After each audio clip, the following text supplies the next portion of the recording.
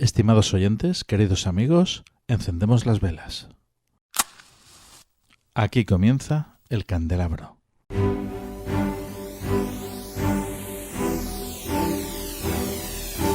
En la oscuridad de la noche, el candelabro nos ilumina y nos cubre de misterio. Arqueología imposible, geometría sagrada, simbología, encuentros cercanos a la muerte, esoterismo, ocultismo, misterios de la historia y ciencias de frontera que nos llevarán a otra dimensión. Todos los viernes a medianoche en Cadena Azul Radio y Azul FM. También puedes vernos en nuestro canal de YouTube y escucharnos en la plataforma iVoox.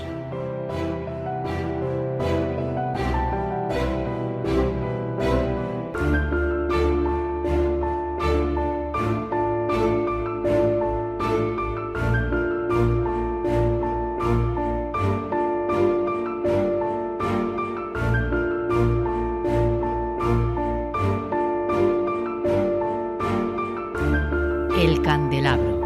Dirige y presenta Fernando Muyor.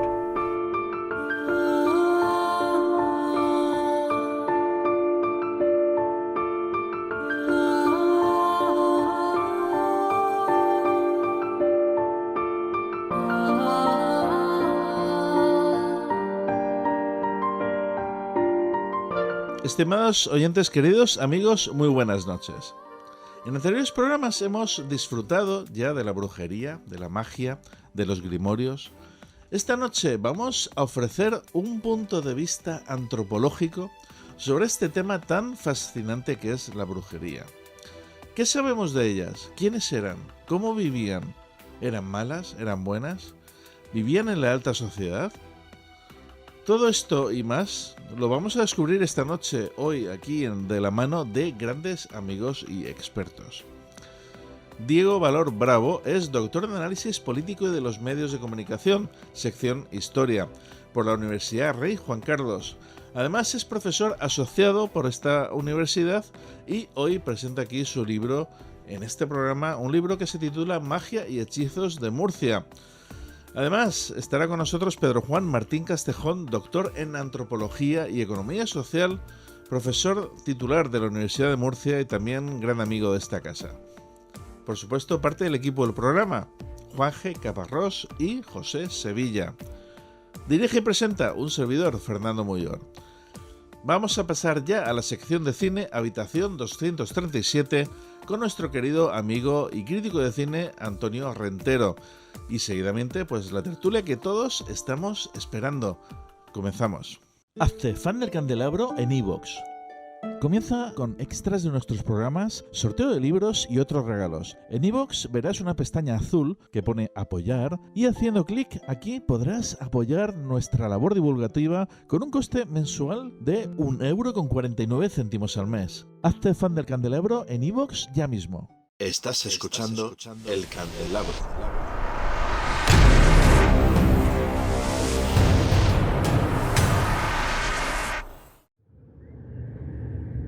Habitación 237.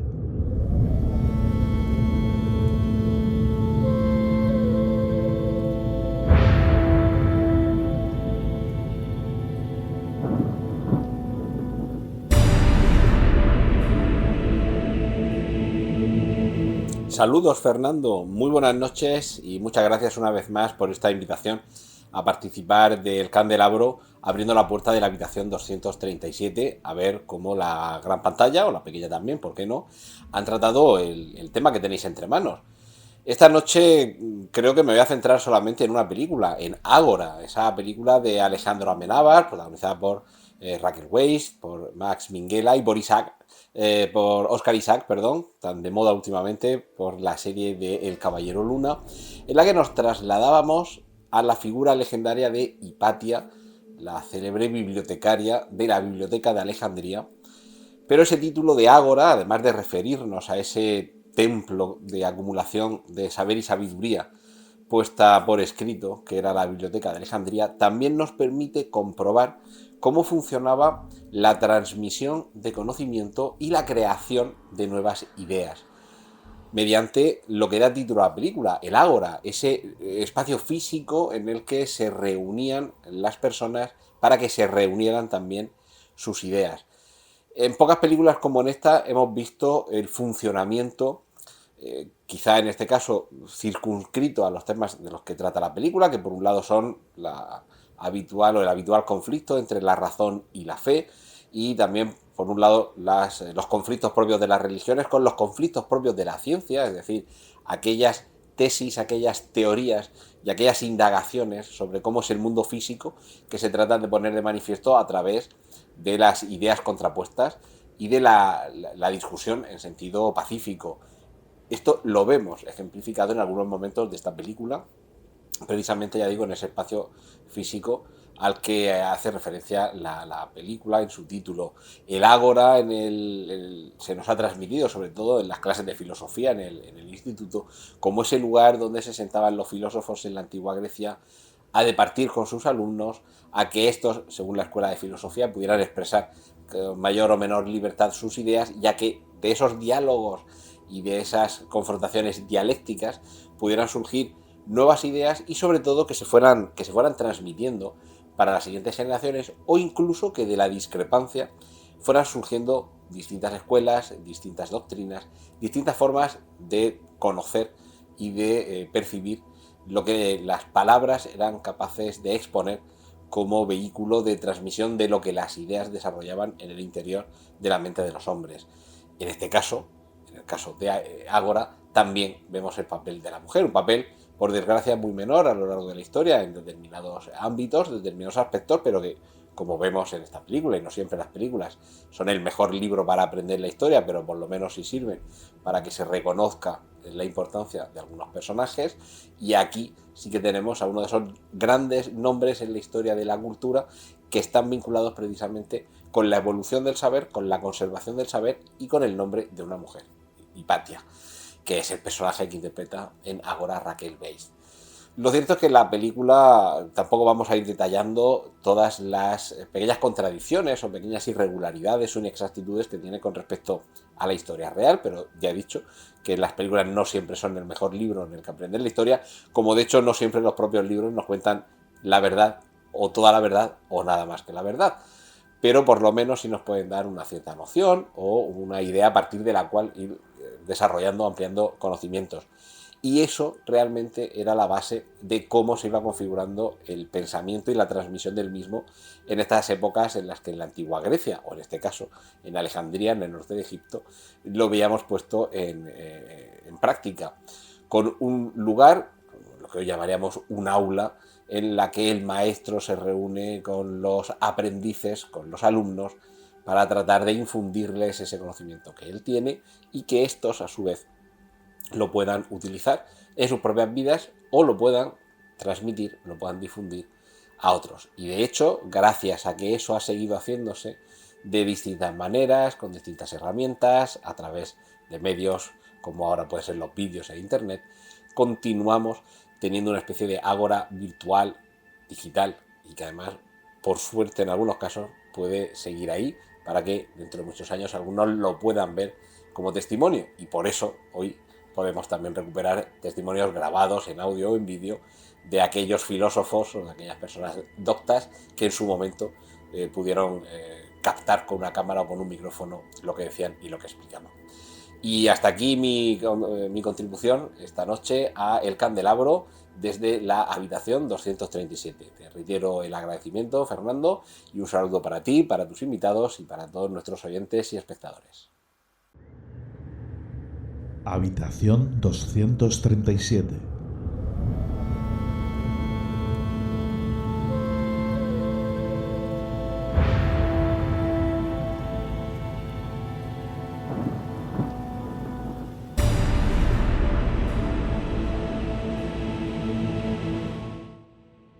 Escúchanos en Evox Originals.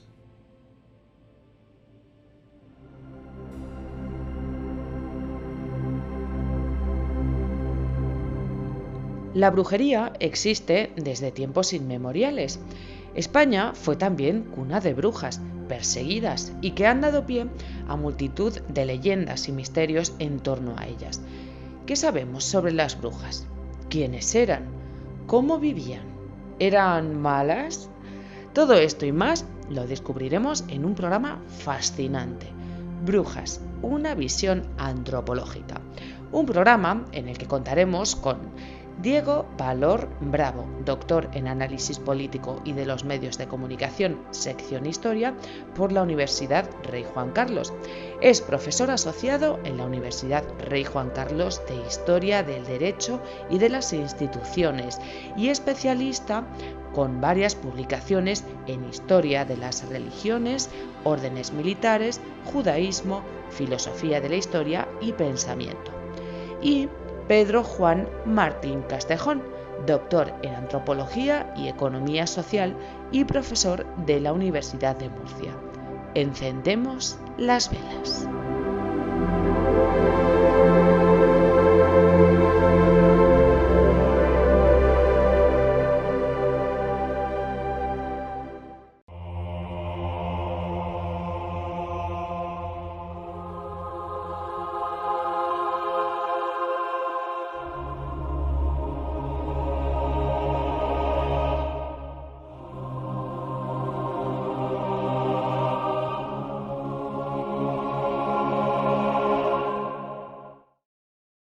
Estimados oyentes, queridos amigos, muy buenas noches y bienvenidos a este programa, a El Candelabro. Tenemos aquí, como siempre, grandes amigos con los que vamos a disfrutar esta noche. Y es que, bueno, el tema, aunque ya lo hemos tocado, pero esta noche va a ser un poquito distinto, vamos a tratarlo desde un punto de vista más antropológico, este tema tan fascinante que es la brujería, las brujas en España.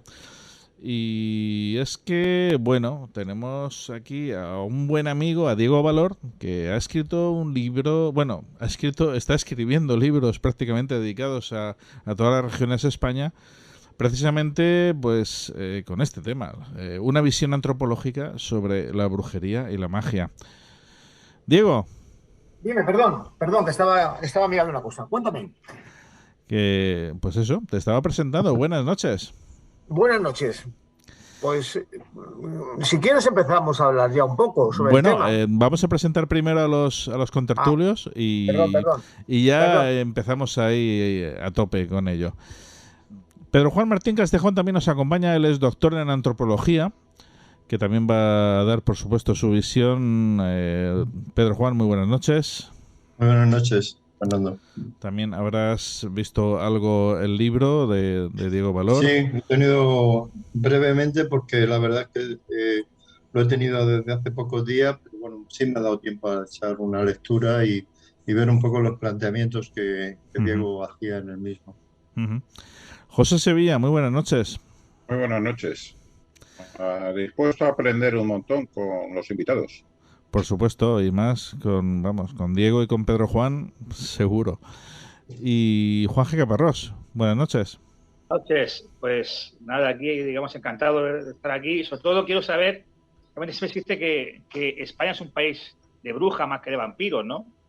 Siempre se ha dicho eso, ¿no? Y imagino que esta noche se va el tema, digamos, a aclararlo, porque digamos, aquí siempre se oye más, siempre, te repito, las brujas que sobre los vampiros. Vampiros más se descubre más, digamos, Centro Europa, aparte de Alemania, Austria, Rumanía, en fin, aquella zona, ¿no?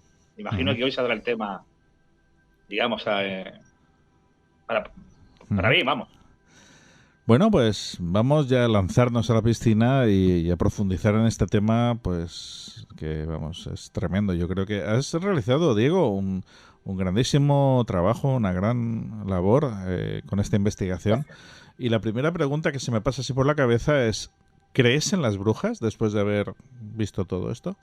Bueno, yo conozco brujas en la actualidad. El libro este lo prologa una chica que es una periodista y bruja. Y lo dice como tal, porque es una señora que profesionalmente se dedica al tema. Y asiste a personas desde un punto de vista estrictamente profesional. Y yo he tenido la suerte de conocer a personas de ese ambiente en el que todavía esas funciones, sobre las que hablaremos ahora con detenimiento, pues todavía se practican y tienen toda la lógica del mundo. Porque yo, mira, voy a empezar diciendo una cosa que luego voy a insistir en ello. La brujería es algo más normal de lo que nos parece a nosotros. Nosotros tenemos siempre una visión muy romántica de la brujería, pensamos que la brujería es algo extraño, algo que está fuera de circulación y que va. En nuestra sociedad actual, como en las sociedades antiguas, como yo estudiaba en el libro, la brujería tenía todo el sentido del mundo. Una mujer se hacía bruja como se podía hacer panadera o lavandera, y había mujeres que decían, voy a dedicarme a este tema. Y se dedicaban a este tema porque ese tema daba interés, suscitaba interés en las personas. Como digo yo siempre en mis trabajos, las brujas no se explican sin sus clientes. Si no hubiera habido clientes, no hubiera habido brujas. Las brujas funcionaban en sociedad porque había personas que acudían a ellas y les solicitaban una serie de servicios, como hemos visto en este libro que ahora presentamos. ¿Entiendes lo que te quiero decir? Yo insisto, la brujería era algo más normal de lo que nos parece, y sobre todo en esos tiempos. Luego, si quieres, hablamos de ello. No actuaban por sí solas en plan de malicia, en plan de decir, pues voy a fastidiar a esta persona. No, vamos a ver. La brujería no quiere decir exactamente que sea un pacto diabólico. Había algunas mujeres que sí que decían que tenían ese pacto diabólico. Sobre ese tema tenemos que hablar con más detenimiento. Pero había muchas de ellas, la mayoría, que cuando declaraban en los procesos decían, no, si yo no tengo ningún pacto con el diablo, yo hago el bien, yo me dedico a curar gente, o me dedico a solucionar problemas cotidianos de la gente, de mucho tipo. Pero no había ese pacto con el demonio. Ese tema también podemos hablar si quieres, más adelante. Sí. Pero escúchame, la brujería no era exactamente demoníaca. Había algunas que sí, que reconocían que habían hecho ese pacto, sea cual sea su naturaleza. Sobre eso podemos hablar con tranquilidad. Pero muchas de ellas no, muchas de ellas eran personas que realizaban funciones como curar enfermedades. Muchas de ellas eran parteras, ginecólogas, fisioterapeutas. Curaban enfermedades relativamente corrientes de entonces, las fiebres, las gripes, los catarros. ¿Entiendes lo que te quiero decir? Una medicina popular. Lo que pasa que en aquellos tiempos también se incluía dentro del capítulo de brujería este tipo de acciones, porque la brujería era una especie como de lugar común, donde se metía todo lo que pudiera parecer, por así decirlo, un poco extraño, un poco fuera de lo común. Ese es un fenómeno que también tenemos que ver con detenimiento, luego más adelante. Pero Juan, cuéntanos cuál ha sido tu primera impresión cuando has estado hojeando este libro. Bien, yo ya te digo, he tenido que hacer una lectura muy rápida y no he estado no he estado a la altura de lo que el libro se merecía a la hora de revisarlo en profundidad, pero bueno, yo creo que hace un acercamiento profundo y muy respetuoso a lo que es el mundo de la brujería, que es el que nos ocupa y en el que se ha centrado, poniendo una serie de cuestiones que yo creo que son muy interesantes, conocerlas con datos muy fidedignos. Ha hecho una investigación antropológica en este sentido muy exhaustiva, aprovechando tanto fuentes primarias como fuentes secundarias para poder abarcar su exposición. Yo hubiera echado un poco de falta de esa mirada antropológica, habernos remontado un poquito más en el tiempo, pero bueno, es que los libros, tampoco conozco toda la bibliografía que habrá publicado Diego Valor, por lo cual lo que voy a decir puede verse sesgado en ese sentido. Pero haberla conducido un poco en el inicio a lo que es el principio de la magia. Es decir, la evolución de lo que conocemos antropológicamente, de la que son la evolución de las creencias, en este sentido, en la formación, las primeras formaciones que se dan, y la primera, podríamos decir, mal llamada religión que hay en el mundo, es la religión chamánica, y las religiones chamánicas se basan en principios puramente mágicos, en el cual pues se sacan analogías que se van observando a través del tiempo, y esa percepción de la magia en un momento determinado hace que los chamanes al principio pues son capaces de detectar cuándo va a venir el invierno, cuándo va a venir el verano, en aquellos momentos tener la capacidad de poder diferenciar las estaciones, me comprende, permitía la subsistencia propiamente de la propia tribu. Y hay un momento en que esta magia, no solamente por los trabajos de Taylor y de Fraser, que son los primeros que investigan antropológicamente todo lo que es el trabajo de la magia primitiva, hay un momento en que la magia es sustituida cuando aparece la casta sacerdotal. Cuando ya estas comunidades aparece la casta sacerdotal, empieza el proceso de religión, entonces se abandona un poco esta corriente de magia. Claro, esa corriente aparentemente se abandona pero en la realidad no se abandona. ¿Por qué? Porque está vinculado a algo que pertenece al ser humano y el cual sigue formando parte hoy por hoy de nuestra forma de pensar y de nuestra forma de ver las cosas, que es el pensamiento mágico. Desde el campo de la psicología y desde otros campos se le atribuye muchas veces como que es un pensamiento ingenuo, infantil, etcétera, etcétera, pero estudios más recientes que se han hecho, sobre todo en la Universidad del SSI, demuestra que está relacionado íntimamente con los procesos de creatividad, con todo lo que es nuestra expansión, ver las cosas de forma diferente, etcétera, etcétera. Y en cada uno de nosotros también hay ese hueco que ha dejado ese pensamiento mágico que sigue al día de hoy todavía presente en muchos de nosotros, porque la religión ha sido de alguna forma sustituida en su última fase por la ciencia, y la ciencia no ha conseguido apartar la religión, igual que la religión no llegó a apartar la magia.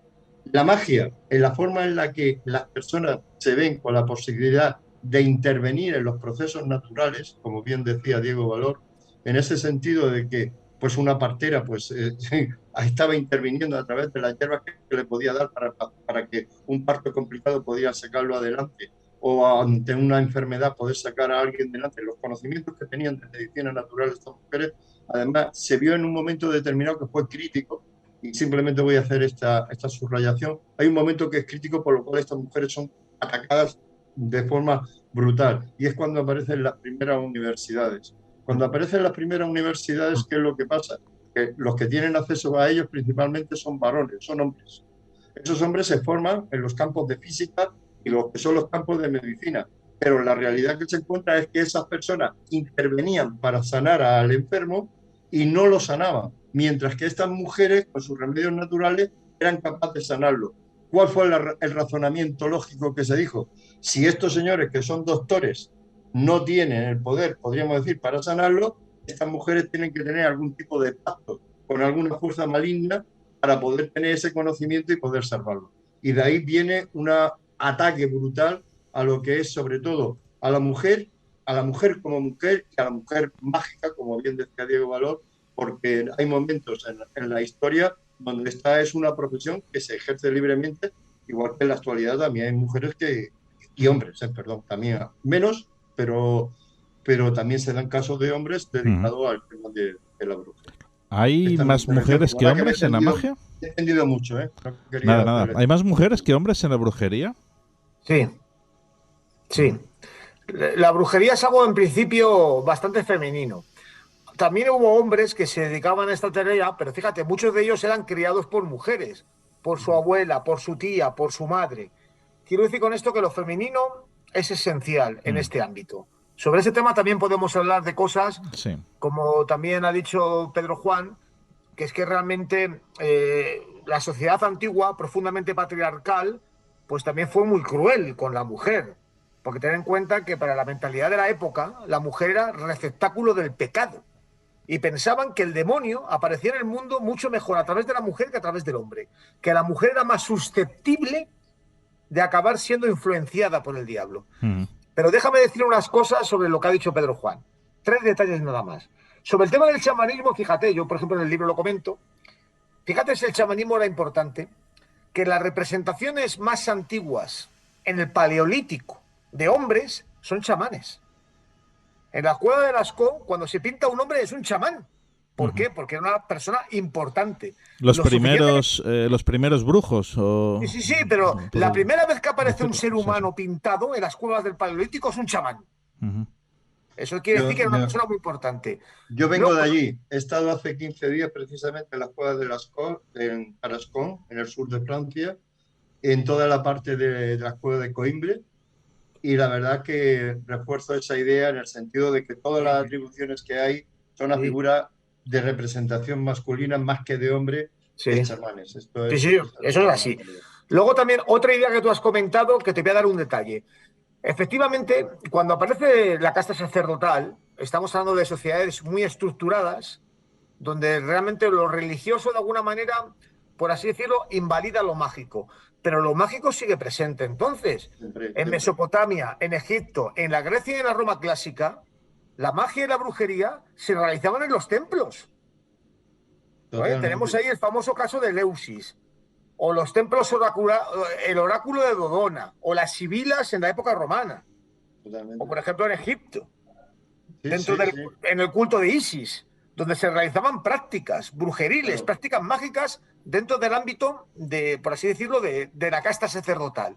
Los sacerdotes entonces no habían abandonado lo mágico seguía presente, porque era algo que formaba parte del mundo, como tú has dicho.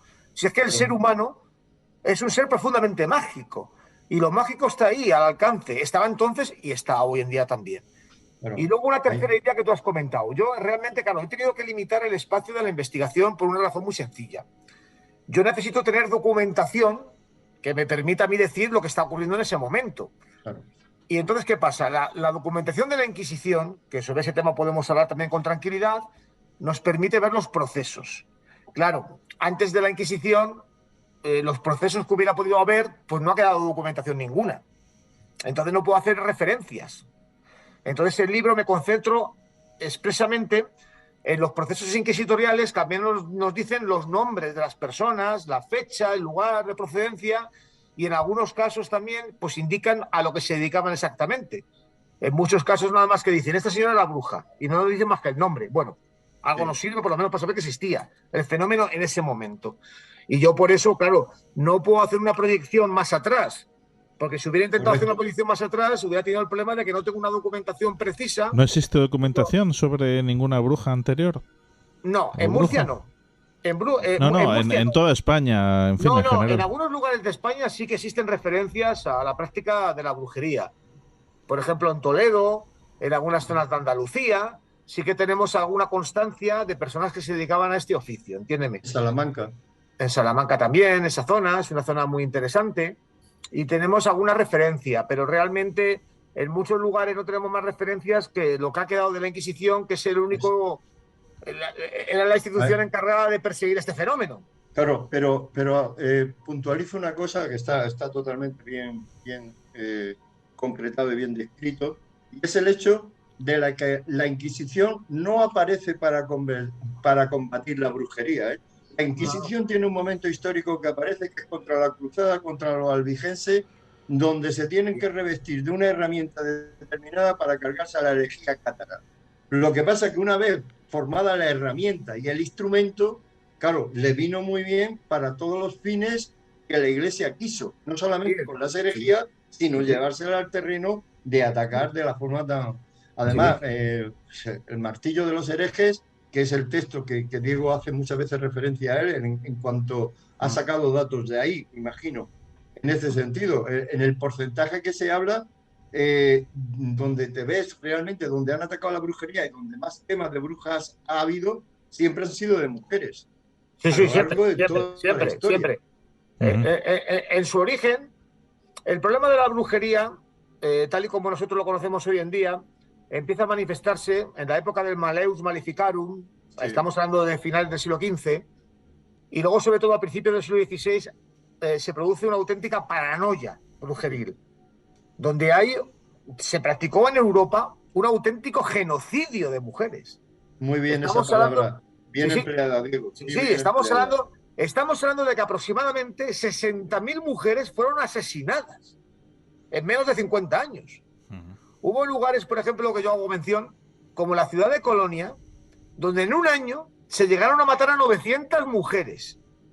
Vale. Teniendo en cuenta que Colonia entonces tenía 20.000 habitantes, estamos hablando de que el 5% de la población de Colonia fue asesinada en la Europa civilizada. En España no ocurre eso, y podemos hablar de algunas cosas. En España se calcula que aproximadamente en toda España fueron asesinadas entre 50 y 60 mujeres. Con esto podemos decir que la Inquisición española no fue tan cruel como en otros lugares de Europa. Ojo, que la persecución en Europa se hizo por los protestantes, sobre todo, no por los católicos. Muy bien. Se hizo en la Europa protestante, en Países Bajos, en Alemania, en algunas zonas de Francia, en Inglaterra. Allí ocurrió un genocidio femenino brutal. En España no tanto. La prueba es que luego tenemos que decir una cosa que nos puede sorprender. Pero siempre que se juzgaban a las brujas y a los brujos, la Inquisición, siempre que las juzgaba, terminaban asesinándolos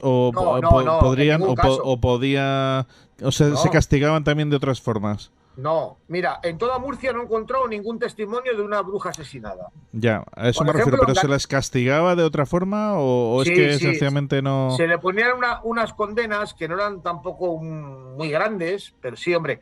Estaba primero el proceso infamante de ser condenada por bruja, el auto de fe, todo eso, que era realmente una auténtica canallada. Sometidas al escarnio, sometidas a la vergüenza. Realmente las condenas típicas, por ejemplo, en Murcia, eran el destierro durante unos años de su lugar, normalmente entre 4 y 6 años, los azotes que se las daban, 200 azotes, que ojo, 200 azotes, vamos, te dejaban señalado para toda la vida. Y luego realmente las condenas no eran tan grandes, porque mira, voy a decirte una cosa que quería decir yo al principio. La Inquisición española, aunque nos parezca mentira, estaba formada por personas que eran grandes doctores de la universidad, doctores de la Iglesia, formados en las grandes universidades, en Salamanca, en Alcalá, en Murcia, en Valencia, en Santiago. Y la Inquisición española pensaba que el tema de la brujería era un tema de ignorancia. No le daban un valor tan importante. Y cuando hablaban del tema del diablo, sobre todo al principio, lo apuntaban, lo tenían en cuenta, pero pensaban que todo era una fantasía, que era un producto irreal. Y por eso realmente las condenas tampoco fueron tan importantes. ¿Entiendes lo que te quiero decir? Realmente la Inquisición perseguía a las brujas, pero ¿cómo explicarte? Pues por decir, mira, por cubrir el expediente. Y de vez en cuando procesaban alguna. Pero nunca hubo un intento por parte de la Inquisición española en toda España de acabar con la brujería. Pensaban que era imposible acabar con ello. Que formaba parte del pueblo llano y que no se podía acabar con ese fenómeno. De vez en cuando se detenía alguna, se la condenaba, condenas menores, como te digo, que tampoco tenían, evidentemente, ninguna condena a muerte. Pero bueno, tenían esa visión. Fíjate cómo se nota el tema de esta visión, que cuando nosotros vemos los procesos, como hablo en este libro, al principio, en el siglo XVI y principios del siglo XVII, se decía que eran brujas. Pero a partir de finales del siglo XVII y ya durante el siglo XVIII, ya no se les llamaba brujas. Se decía que eran estafadoras, que lo que estaban haciendo era engañar a la gente. Y el tema de la brujería desaparecía, porque ya no le daban importancia. Decían, no, estas son señoras que se dedican a decir que hacen hechizos y engañan al personal. Y o curanderas también. Sí, o curanderas. Y decían, bueno, que es lo que hablábamos antes también del tema de la medicina. Evidentemente, los médicos tenían ahí una competencia. Pero ten en cuenta que los médicos, como ha dicho Pedro, los médicos eran personas de las élites, porque las élites eran las únicas que podían ir a la universidad. Entonces la universidad no era como ahora, un lugar público donde podía ir el hijo de un trabajador. Y luego tenemos que tener en cuenta también otras circunstancias muy importantes de cómo era la sociedad del momento, cuando hablamos del fenómeno. Como antes, cuando hemos hablado del tema de la mujer, yo insisto en eso. Porque ten en cuenta que entonces la mujer, como te digo yo, era considerada el receptáculo del pecado. La mujer tenía un problema fundamental en la sociedad de aquella época. Y era el sexo. El sexo estaba considerado como un pecado. Y en aquella época se pensaba que los hombres eran víctimas de los arrebatos sexuales de las mujeres. Porque los hombres no eran... Los hombres no cometían, por así decirlo, el pecado directamente, sino que eran víctimas de mujeres que influidas... Diego, tienes que ver, pero que te interrumpa, Diego. Más que tienes que ver las actuales novelas o las actuales series que siempre ponen a una, digamos, bruja con un hambre sexual total. O sea, no hay serie mismo, aunque sea ficción, que lo haga, que lo ponga. Sí, evidentemente. Pero ten en cuenta entonces que la gente pensaba que la mujer era la que traía el pecado al mundo, como Eva. Eva fue la que le dio la manzana a Adán. El pobre Adán, se comió la manzana porque Eva se la dio. Si no se la hubiera dado Eva, Adán no hubiera cometido ningún pecado. Los hombres no pecaban. Quiero ver ejemplo en la novela de El nombre de la rosa, recuerda al inquisidor Bernardo Cuy, cómo dice que estaba el tema bastante claro para él. Una pobre chica, ¿no? Y que, digamos, seduce a un monje, un gato negro y un gallo.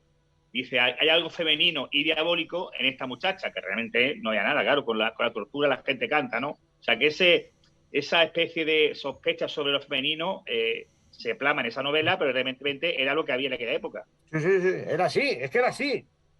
La mujer era el receptáculo del pecado. El diablo intervenía en el mundo a través de la mujer. ten en cuenta que entonces el mundo era concebido como un lugar donde había una guerra entre Dios y Satán. Eran dos fuerzas que se manifestaban en el mundo. Y los hombres eran víctimas muchas veces de esa guerra, de esa confrontación. Entonces, ¿qué es lo que ocurría en la mentalidad de la época? Que el diablo se hacía presente en el mundo mucho mejor a través de la mujer que a través del hombre. Que el hombre, el pobre, no... Si pecaba era porque la mujer la había inducido y se lo había llevado al huerto. Bueno, es que entonces se pensaba así. ¿Entiéndeme? Y desgraciadamente hoy en día todavía hay gente que lo piensa. ¿Para qué nos vamos a engañar? Pero bueno. Nuestro compañero José Sevilla está muy, pero que muy callado. No, estoy escuchando con muchísimo interés, porque sí existen, no a nivel hispano, pero sí existen antecedentes remotos en la literatura sobre el tema de la persecución a la bruja. De hecho, incluso hay leyes romanas para la persecución de determinadas prácticas de brujería, pero no van tan asociadas, como bien han dicho Diego o han dicho Pedro, tanto por unas prácticas mágicas, sino por prácticas de naturaleza paramédica, especialmente el tema de abortos, elaboración de hechizos, de filtros y cosas de estas. Incluso en partidas se llega a hablar de ello, en las partidas de Alfonso X el Sabio. Sí, claro. Y luego, desde luego, sí es verdad que a diferencia de la Inquisición centroeuropea, la Inquisición española era tremendamente rigorista. Y digo rigorista en el sentido del cumplimiento del proceso.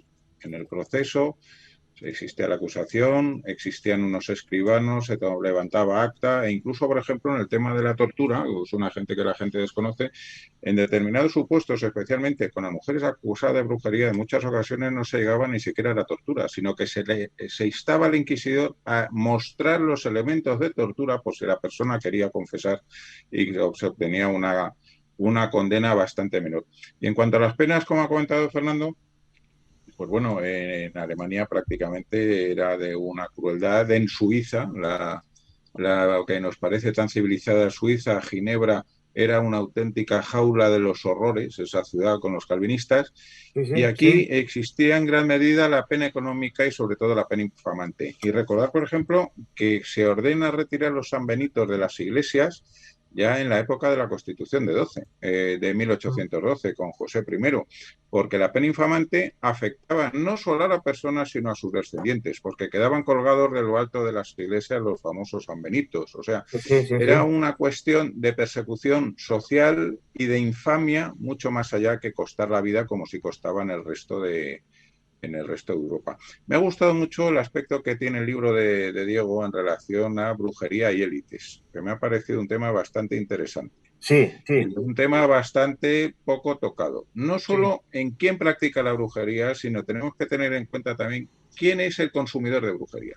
Porque no solamente es la persona inculta del pueblo o lo que sea, sino que tenemos ejemplos, ya por ejemplo, bien entrado este siglo XX, como es por ejemplo la vampira de Barcelona, que realmente lo que practicaba eran una serie de hechizos, elaboración de ungüentos, pedofilia, todo un inmenso componente de cuestiones, y se estaba dedicado a las élites de la ciudad condal. O sea, el consumidor de la brujería no necesariamente era una persona ignorante, y el practicante ya tampoco. Y en este sentido creo que es una enorme aportación el estudio que hace Diego sobre brujería y élites. Es que mira, la brujería es algo absolutamente transversal. Nosotros tenemos una visión romántica que piensa que las brujas son pues, personas sencillas, humildes, que realizan estas funciones en lugares apartados. No, todo lo contrario. Pero es que las élites sociales de la época también practicaban la brujería y la magia, la nigromancia, los horóscopos. También ten en cuenta que, por ejemplo, en el tema de la nigromancia, eran personas que tenían conocimientos de astronomía, de astrología, de matemáticas. Eran personas que habían ido a la universidad. O sea, eran élites sociales. Porque la brujería es algo transversal. En ese sentido, perdona que te interrumpa, Diego. A lo que estabas diciendo, era tanto de élite que por lo menos hasta el siglo XVII se mantiene la cátedra de la Universidad de Salamanca dedicada a los estudios de astrología. Una cátedra de astrología señor. En Salamanca. Y en Valencia. Nos da una idea. Y en Valencia también había una cátedra de astrología. Solo hay que visitar la biblioteca del Escorial. Por ejemplo, también. Sí. Fascinante. Vamos a ver, en el libro hablas de clases de brujas. Sí, vamos a ver. Tipos de brujas, una clasificación. distingo, por así decirlo, entre tres tipos de mujeres. Hay una mujer minoritaria que ellas, por lo menos en el proceso, también declaran. También hay que tener en cuenta que los procesos se declaran muchas veces conforme al estereotipo para quitarse de en medio. Porque evidentemente, si ellas reconocían la culpa, la condena siempre era menor. Porque la Inquisición siempre lo que intentaba, como ha dicho también Pedro, como han dicho también los compañeros, era no llegar ni siquiera a la tortura. Era decir, que la persona confesara lo que hacía. Entonces había algunas mujeres que tenían ese pacto con el demonio. En el libro hablo de ellos. Menos, pero las había. Luego podemos hablar de otro tipo de bruja que hacía los hechizos. El hechizo, es decir, la práctica mágica, como tal. En muchos casos, y en la mayoría, para deseos muy naturales, para conseguir novia, para conseguir novio, para tener fortuna en un negocio, para que el hijo nazca bien. Y se acudía a estas mujeres para que hicieran un hechizo y que diera un resultado benigno, en principio, ¿entiendes? Con lo cual también está alejado del mal. Aunque había algunas que hacían hechizos para hacer el mal, para causar la muerte de alguien. Hay algún caso, en el libro hablo de algún caso de ese tipo. Y luego está la tercera parte, el tercer tipo de bruja, que yo insisto, que era el mayoritario, que eran las curanderas, las personas que se dedicaban a una práctica muy ordinaria, que era básicamente curar enfermedades o también asistir a determinados deseos, por ejemplo, como hablo en el libro de los famosos hechizos de amor, como he dicho antes, a conseguir novia o conseguir novio. Y se iba a ver a esta señora y le decía, mira, pues tienes que hacer esto y así ese hombre se casará contigo. ¿Y qué hay de malo en eso? Sí. Pero hemos hablado también de la élite. Además de como clientes, ¿habían también brujos o brujas que pertenecían a esa élite? Hombre, evidentemente. Yo en el libro, por ejemplo, te digo muchos casos de sacerdotes, grandes sacerdotes de la época, que practicaban también la brujería. También ten en cuenta. Y también creo que hubo también un papa, ¿no? Sí, hubo varios. II, o sea, llegó a ser papa, anteriormente incluso estuvo digamos, lo que ha acusado como mago o como brujo. Sí, hubo varios. A lo largo de la Edad Media ha habido varios casos de papas condenados por... No condenados, sino que se decía que practicaba la brujería, pero bueno. Pero lo que decíamos antes, por ejemplo, del tema de... lo que estábamos comentando antes del tema de... perdóname que se me ha ido el santo al cielo. ¿Qué era lo que me habías dicho antes, Fernando? La clasificación de las brujas. Vale, mira, lo que yo decía de los sacerdotes, también ten en cuenta una cosa que nos puede llamar la atención.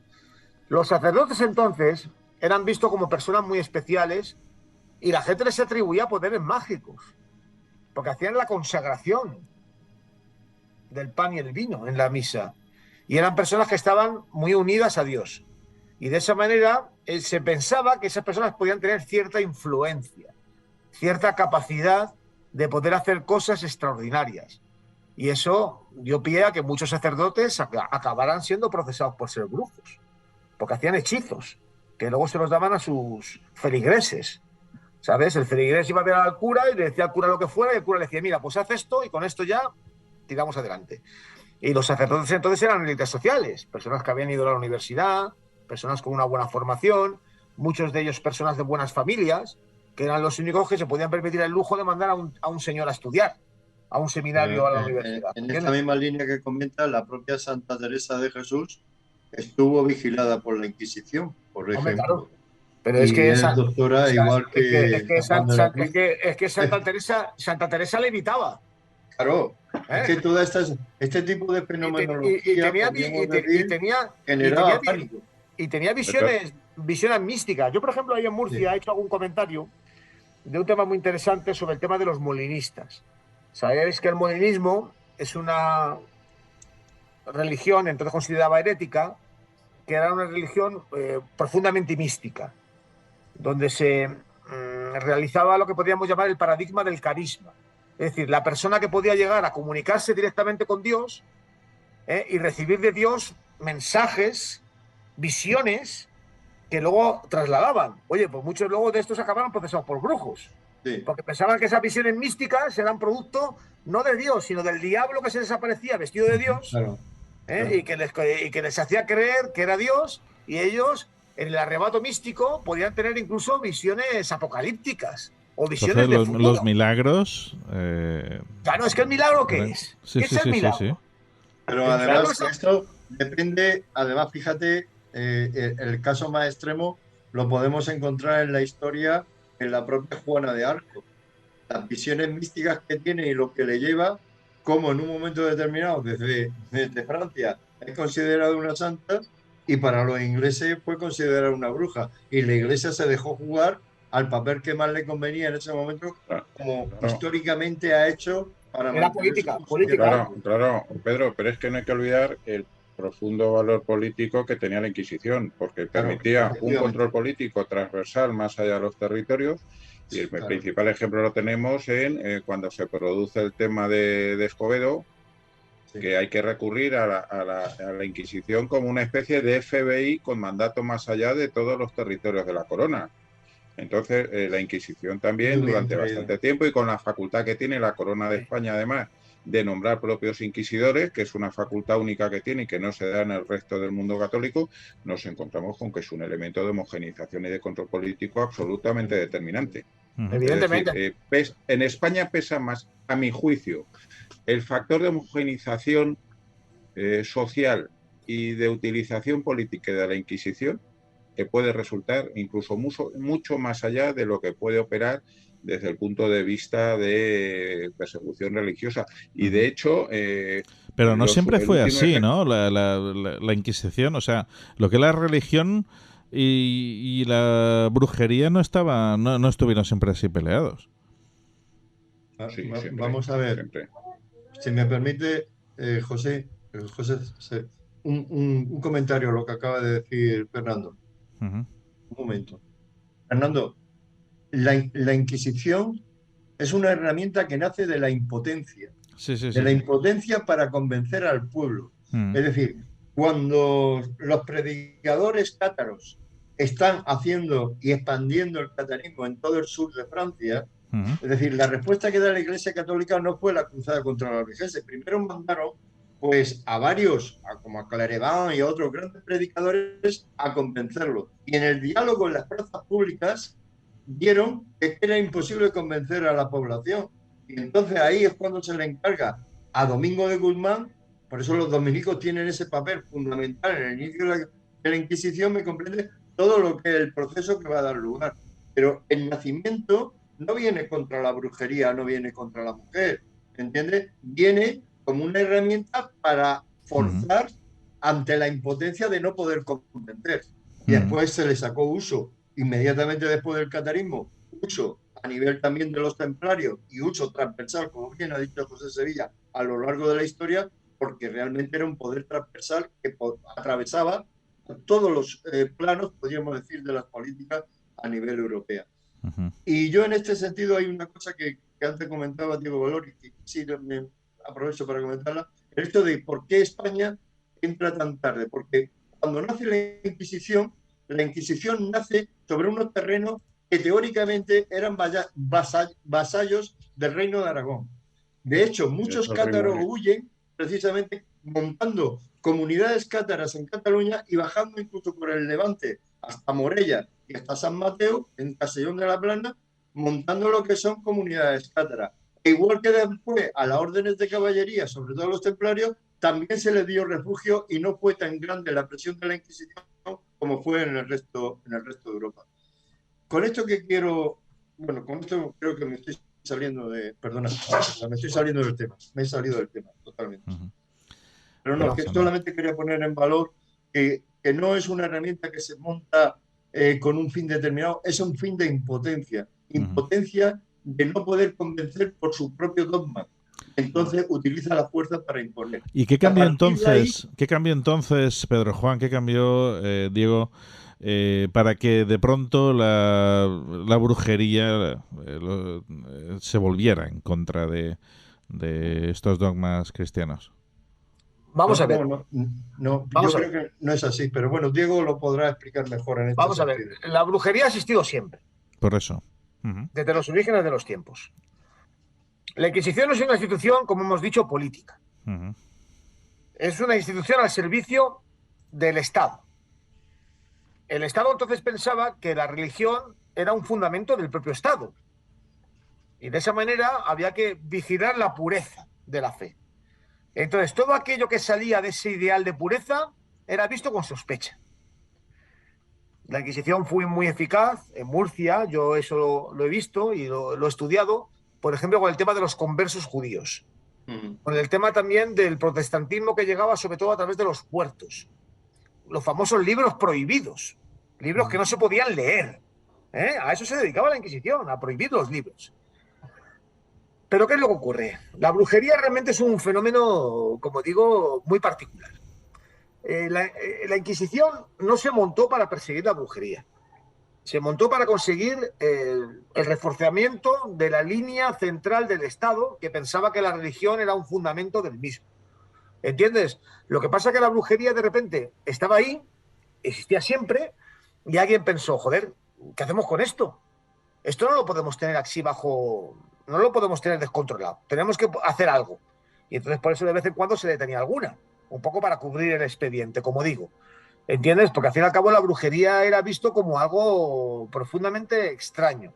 Primero por el tema de que podía tener alguna implicación con el famoso pacto con el demonio y que el demonio se manifestara en el mundo, pero también en muchos casos era una cuestión, por así decirlo, puramente de control, evidentemente, de que había que tener una sociedad controlada, una sociedad reglamentada y que viviese conforme a unos parámetros establecidos desde el poder central, desde la corona, que se decía, los españoles tienen que ser así, y los que no sean así están todos bajo sospecha. Y entonces la Inquisición actuaba. Pero la Inquisición, como hemos dicho, la Inquisición actuaba así porque tenía el fundamento del Estado central, de la monarquía, que decía, tenemos que tener un país uniforme, donde todo el mundo sea igual. No puede haber diferencias, porque la diferencia al final no nos resulta legítima. La diferencia nos puede complicar la vida. Y entonces la Inquisición actuaba así, actuaba como un resorte del poder, evidentemente. Y eso es lo que estamos diciendo continuamente. De todas formas, hay que reconocerle, con todo lo dramática que fue la Inquisición española y con toda la mala prensa que nos ha generado por la leyenda negra, etcétera, que la Inquisición española al menos nos evitó las grandes guerras de religión que asolaron y devastaron completamente toda Europa durante casi un siglo. O sea, eso es importante. Y aspectos como, por ejemplo, la persecución que se realiza tras el levantamiento de las Alpujarras, como bien ha dicho Diego, no tiene su razón en una cuestión religiosa, sino en que los moriscos eran colaboradores del turco y estaban participando activamente en campañas del Corso, y lo mismo sucedía en Murcia, etcétera, etcétera. Como elemento de control y de homogeneización social, hay que reconocer que superó seguramente cualquiera de las expectativas, al menos en España, que podían haberse planteado en cualquier momento. Eso es evidente. En el libro hablas también de psicología de la brujería. Sí, hombre. Bueno, el caso de que incluso se les consideraba como enfermos mentales, incluso. Sí, en algunos casos sí. Yo hablo de eso no para decir que son exactamente eso, sino para que la gente comprenda cómo la psicología y la psiquiatría contemplan el fenómeno. Entiéndeme, solo para eso. Y solo, como hemos hablado también, es verdad, el tema, por ejemplo, cuando hemos hablado del pensamiento mágico. El pensamiento mágico, que al fin y al cabo es un pensamiento que se supone que infantil, y en muchos casos estas especialidades científicas dicen que la brujería no es más que la pervivencia de un sistema de pensamiento infantil, que es lo que hace que una persona puede pensar que puede hacer un hechizo y que el hechizo tome forma en el mundo, porque eso es algo completamente extraño para la ciencia. Y solo lo digo en ese sentido, solo para que la gente lo comprenda, lo cual no quiere decir que yo afirme eso, sino que así es como está visto por parte de la psicología y de la psiquiatría moderna. Sí que evidentemente también tenemos que tener en cuenta que las brujas de entonces eran personas con una psicología muy especial, evidentemente, porque por eso realizaban estas funciones. Y eran personas que en su práctica cotidiana también esta psicología la usaban con mucha propiedad. Porque cuando les llegaba un cliente, les llegaba una persona que tenía de repente un deseo. Y expresaban un deseo, y estas mujeres eran muy hábiles. Y de alguna manera, sin ser especialistas en la materia, eran grandes psicólogas. Y sabían aprovecharse un poco de las debilidades, por así decirlo, de las personas que iban a verlas. y decirles, mira, si haces esto que yo te digo, va a tener todo solución. Y claro, pues ahí nos metemos en un tema muy delicado, entiéndeme lo que te quiero decir. Es como, por ejemplo, las personas que hoy en día practican la brujería, pues también en un momento determinado se apoyan en esa psicología, en ese ambiente social en el que se vive, en el que hay muchas frustraciones, hay muchos problemas, y la gente lo que intenta es legítimamente buscar una solución. Y cuando no encuentran una solución en lo que podríamos llamar el mundo real, pues se puede acudir al mundo mágico. ¿Quién sabe? ¿Verdad? Me gustaría dar aquí un matiz a lo que estaba comentando Diego, y es que desde el campo, cuando una persona entra en conflicto, nosotros para resolver los conflictos estamos siempre en mano, sobre todo, de nuestras propias creencias. Las creencias muchas veces son creencias lógicas, que nos pueden ser unas veces muy limitadoras, otras veces podemos ir a otro tipo de creencias, como son, en psicología se le llama creencias irracionales, en el campo de vista de la antropología la llamamos creencias mágicas porque son derivadas de pensamientos mágicos. Hay que poner en valor a ambos tipos de creencias por el simplemente hecho de que una creencia mágica consigue bajar nuestras constantes vitales. Les voy a poner un ejemplo que yo creo que es de fácil comprensión. Vamos en un avión cruzando el Atlántico, de repente falla uno de los motores, el avión entra en picado, parece que el piloto no puede ponerlo, y nosotros estamos en manos de la medalla que llevamos en el pecho, llevamos el corazón a 198 revoluciones por minuto, todo aquello nos va a eclosionar casi en un infarto, pero el hecho de yo cogerme la medalla y de pensar y de hacer una oración o invocar, porque esta medalla me la dio mi madre, no en el contexto religioso, sino en el contexto mágico en el cual yo estoy cargando este amuleto, lo que hace es que me puede permitir bajar mis constantes vitales, me pueden permitir bajar mi nivel de miedo y mi nivel de ansiedad. Y en ese caso, poder superar una situación que a lo mejor, con lógica, yo no soy capaz de salir de esa situación. De hecho, muchas veces ya hay psicólogos que cuando algunas personas entran en una crisis de una separación, una pérdida de un ser querido, etcétera, etcétera, no le importa que durante un tiempo, podríamos decir, esta persona recurra a pensamientos mágicos o a creencias mágicas, porque a veces son más esperanzadoras, sí, podríamos decir, que ponerte a trabajar con una psicología racional positivista, ¿no? Entonces, yo creo que, y me parece muy bien la labor que ha hecho Diego en este sentido, de darle el valor de lo mágico, ¿me entiendes?, al valor que realmente tiene. ¿Entiendes? No viene a sustituir nada, pero es un complemento, es algo que tenemos ahí y que muchas veces nos salva de situaciones en momentos de desesperación, nos da pensamientos además muy creativos, que es decir, está muy vinculado al hemisferio derecho, a los pensamientos de creatividad. Muchas veces el tener un pensamiento mágico no es que vaya a ocurrir un fenómeno paranormal y te vaya a salvar de la situación, pero sí es verdad que te puede ayudar a tener tus ideas positivas para poder salir de la situación. Era el matiz que quería aportaros en este sentido. Completamente correcto, no lo puedo decir mejor. Muchas gracias, Diego. Juanje. Sí, yo quiero decir realmente que se está mezclando, veo que se mezcla mucho al principio lo que es la magia, el hechizo, con una oración, ¿no? Porque cuando esa cosa de que uno toca, digamos, una medalla, un rosario o reza ante una imagen, y de esa forma tiene algo de mágico, ¿no? Realmente eso me parece un campo muy interesante ese, ¿no? Y sobre el tema este de digamos, la psicología, yo os puedo contar un tema personal porque creo que también Diego ha hecho el estudio este sobre la brujería también en Galicia, ¿no? ¿Diego? Sí, efectivamente. Sí, allí en Galicia, bueno, está un tema, este es digamos, zonas, digamos, rurales más alejadas, pues todavía, digamos, existen, ahí llaman mousas, gente que realmente todavía mantiene, digamos, como tú, digamos, bien sabrás, lo que es la medicina rural. Sí, pues existe. Que, hablando del tema de psicología, haciendo el Camino de Santiago, pues para digamos, los peregrinos, el verdadero, digamos, clavo, lo peor es que te salga una o varias ampollas, ¿no? Pues yo recuerdo un profesor, no recuerdo ahora mismo buen nombre, por ahí, digamos, perdido, y salió allí una señora ya casi octogenaria y me dio las ampollas que me las estaba lavando y me dio una especie de ungüento que hacía ella con las abejas que hacía ella y tal. Me dijo que me lo pusiera, vamos, que eso no se veía que era totalmente casero. Y que al día siguiente me dio también, digamos, una especie de, digamos, amuleto con unas piedras que lo tuviera, y que al día siguiente las ampollas casi no las sentiría.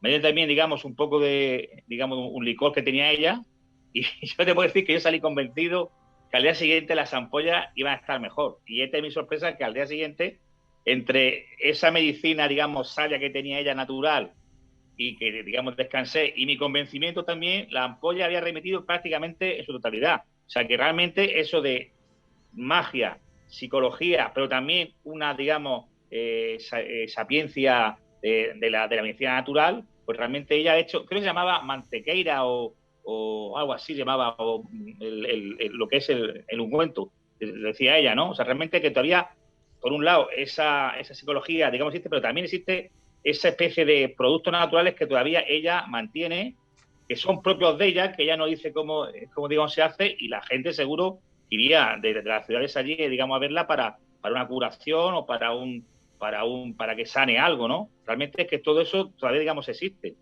Claro. Es que, mira, es que vamos a ver, has puesto una cuestión muy importante, que es entre magia y religión. Entonces la bruja, a diferencia del religioso, la bruja fuerza que se produzcan los resultados, bien a través de la realización del rito o bien a través de sus conocimientos con hierbas, con ungüentos o lo que sea. Mientras que el religioso te dice que pidas y esperes la concesión de tu deseo, de tu petición. La brujería en el mundo rural es que es muchísimo más activa que lo que era el soporte que le podía dar la religión en determinados ámbitos.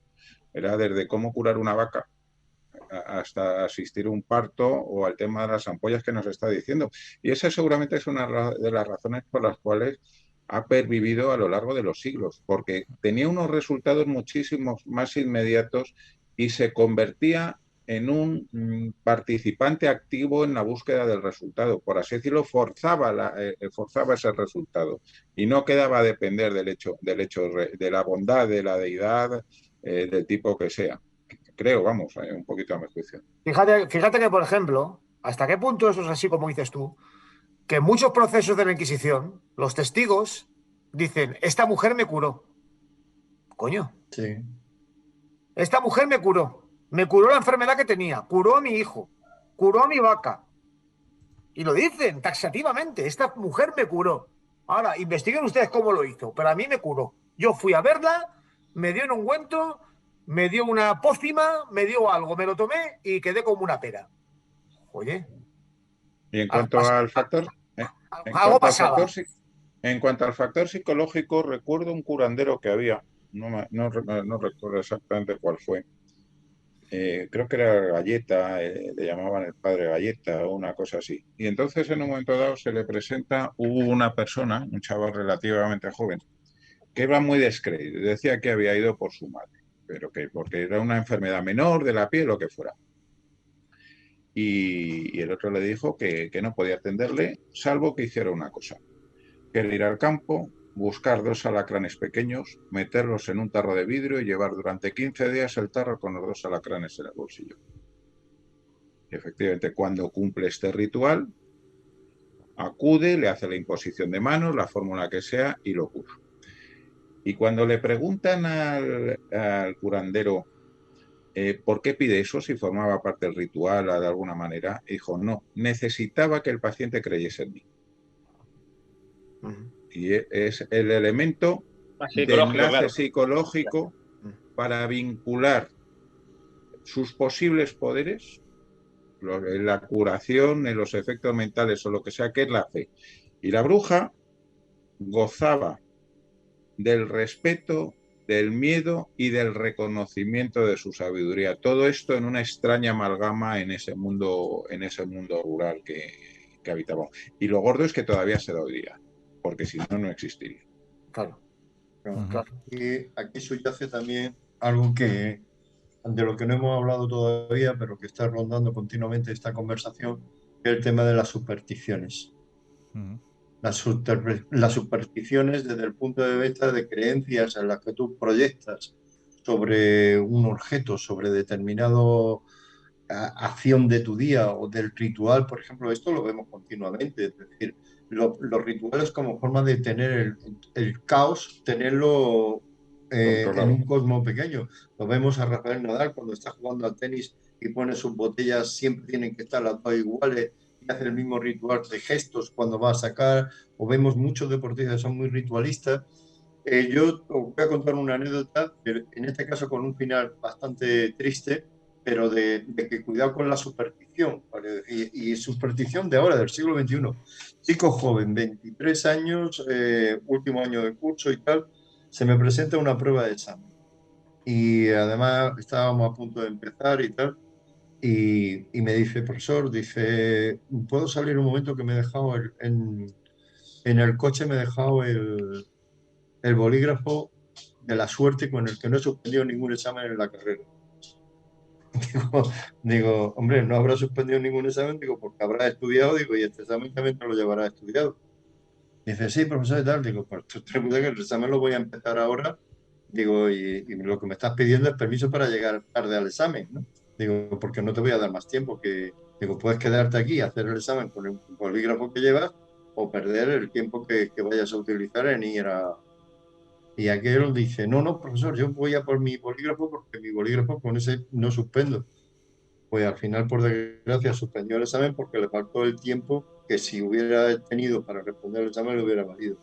Me refiero, estamos en una sociedad también donde la superstición se ha instalado fuertemente en muchas cuestiones. Y esto fomenta personas que de alguna forma, es algo que yo creo que Diego lo aborda bien, eso que cuando llamamos las brujas modernas, hay que distinguir las brujas modernas de las personas que engañan. Esto también es un tema. Aquí en Murcia había una tarotista muy afamada, que decía que tenía unos niveles de acierto muy grandes. Ella no se presentaba como bruja, sino como tarotista. Y una de sus técnicas que hacía era, cuando llegaba a su consulta un paciente, por primera vez, pues habían 2 o 3 personas esperando para entrar y hablar, ¿no? Y mientras estaban esperando, pues claro, esa persona comentaba cosas, ¿entiendes? Claro, ¿cuál era la sorpresa? Que cuando una de estas que estaban esperando entraba antes, claro, cuando le tocaba a la persona que había llegado a hablar, pues resulta que la tarotista tenía mucha información de esa persona. Ella le atribuía las cartas cuando la verdad es que era la misma información que le habían sacado antes en la tertulia que había tenido previa, ¿no? Entonces, no sé, estamos en un mundo donde la picaresca también es una forma en la que ha subsistido este tipo de brujería moderna, ¿no? Sí, bueno, y si nos vamos a los típicos papelitos que nos encontramos en los coches, ¿no? De los africanos, en fin, pues usando... Ese tema ya es más delicado, ¿eh? Porque yo tengo mucha amistad con el jefe nacional de policía.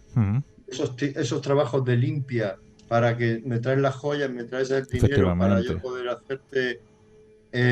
también hay que tener valor, y además le dan el mensaje de que ahora yo te hago el trabajo, te lo envuelvo, tienes que tenerlo 15 días en tu casa, esto sin tal, a los 15 días lo abrirá y estará, y cuando abren pues se encuentran papeles de periódicos, se encuentran bisutería, de joyas, etcétera, etcétera.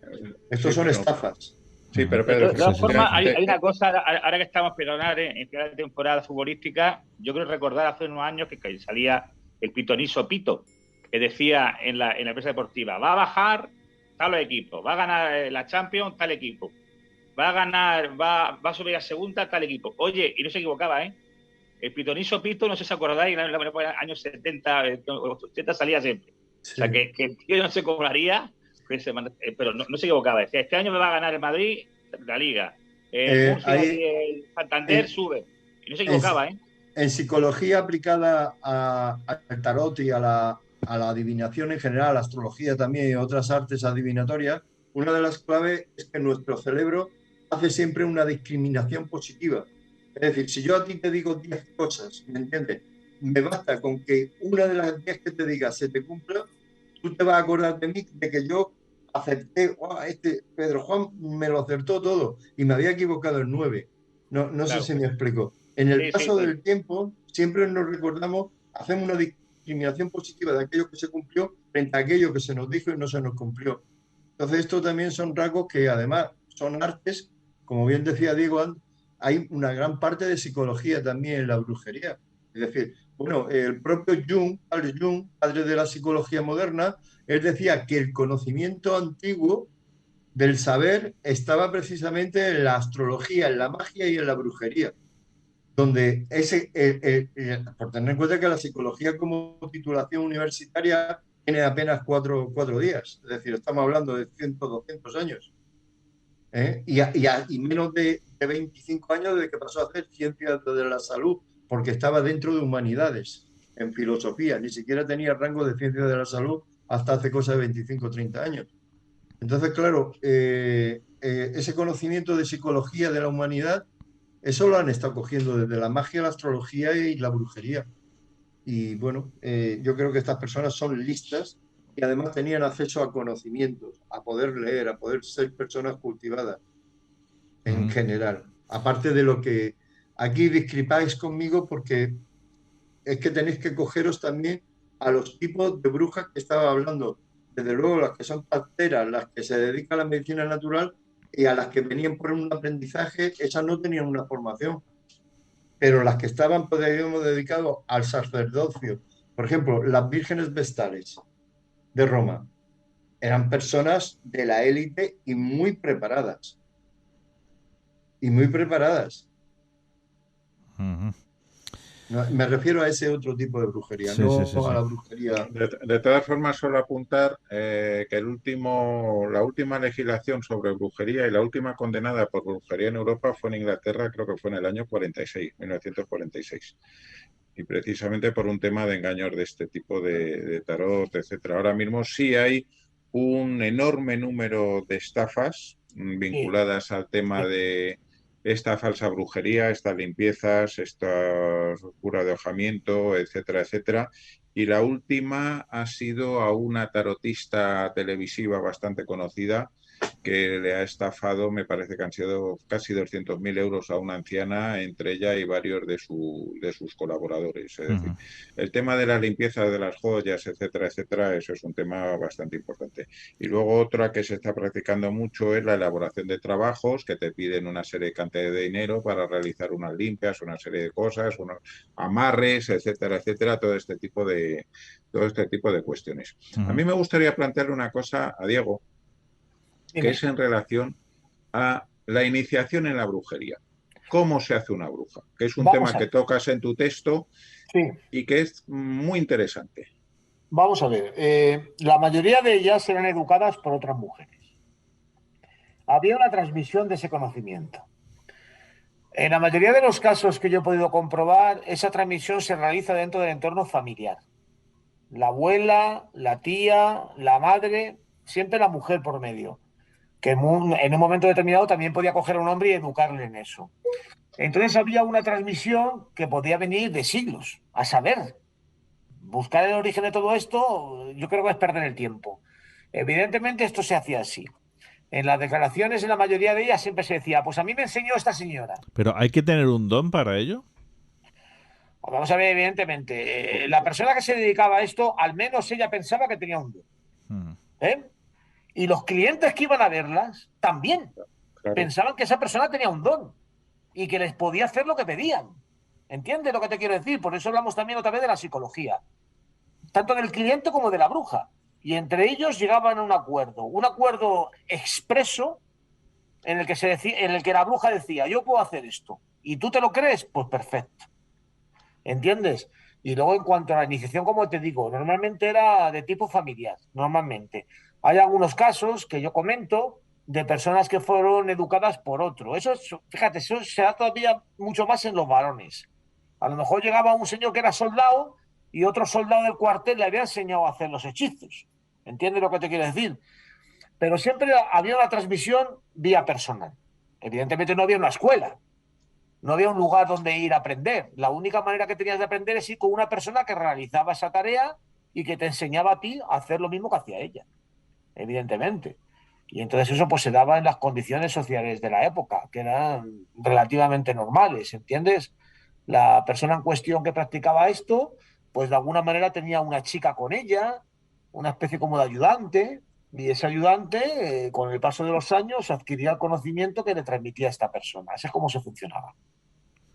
Y otra cosita, hicimos un programa muy interesante sobre el tema de grimorios. Se conservan el uso de grimorios a priori. Me da la sensación de que estaba limitado para prácticas de hechicería de un cierto alto nivel, que quedaba fuera bastante aparte de lo que era esta bruja popular, ¿no? Sí. Sí, evidentemente, porque estamos hablando también ya de recursos que eran también más caros. ¿Entiendes? Que no estaban al acceso de cualquiera. El grimorio costaba dinero hacerlo, ¿eh? Y podía costar bastante, porque además las cosas que se usaban eran cosas que estaban fuera de la circulación ordinaria. ¿Entiendes lo que te quiero decir? Entonces, por eso era algo muy especial. Muy, muy, muy, muy especial. Y Pedro, Diego, ¿cómo vincularíais el nexo entre brujería tradicional y todo esto que nos ha llegado a partir de los años 80 a España, de todo el tema de la Wicca, la nueva brujería? ¿Qué vínculo es entre ellas? Es un tema interesante. La Wicca, tú sabes que es una religión oficial en Estados Unidos. Sí. Es una religión reconocida. Aquí creo que lo tiene solicitado incluso. Yo he hablado con gente de la Wicca y me han dicho que todavía no lo han pedido. Que ellos funcionan libremente, pero yo alguna vez se lo he comentado, oye, ¿habéis pedido el ingreso? Porque, oye, tú lo puedes hacer en el registro del Ministerio de Justicia, te registras como religión. Como si tú y yo montamos una religión mañana. Podemos montarla y la escribimos en el registro. A mí no me han llegado, esa noticia no me ha llegado de las personas que conozco de la Wicca. La Wicca es un fenómeno muy singular, porque además tiene la característica que te digo, que es una religión oficial. Ojo, en Estados Unidos está reconocida como tal. ¿Qué pasa con la Wicca? La Wicca se fundó con Murray y toda esta gente. Con Garner, sí. Sí, y que es una especie como de revival de una religiosidad antigua. Quiero decir con esto que no hay una transmisión en el tiempo. La Wicca se funda en una época muy determinada por gente que acude y cogen una especie como de prácticas y comentarios y textos antiguos y los resucitan. Pero no hay una transmisión entre esa antigüedad y el momento presente. No hay una línea continua de gente que haya transmitido ese conocimiento. La Wicca es una religión moderna. Como todas las religiones, perfectamente respetable. Pero esa tradición no existe. ¿Entiendes lo que te quiero decir? Y entonces, ¿qué es lo que ocurre? En los años 60, en los 70, en los 80, estamos hablando de todo el fenómeno de la nueva era. Es una zona de confort intelectual donde la libertad que hoy todavía practicamos en las sociedades modernas está perfectamente consagrada y dice que cualquier persona puede pensar lo que le dé la gana. Y podemos pensar en la brujería y montar tú y yo, si quieres, mañana un grupo de brujería. Y en principio no nos pueden condenar por eso, afortunadamente. Nos pueden condenar, como hemos comentado, si nos dedicamos a estafar a la gente y a sacarles el dinero a cuenta de la brujería. Pero bueno, hay gente que te saca el dinero con las criptomonedas.